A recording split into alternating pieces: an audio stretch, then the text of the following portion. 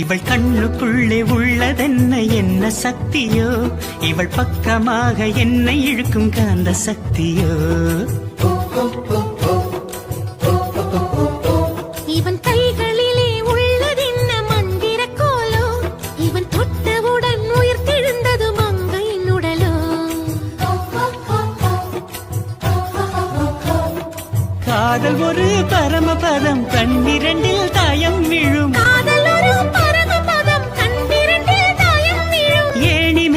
ஏறும்போது காதல் பாம்பு தீண்டினாள், விழாமலே இருக்க முடியுமா?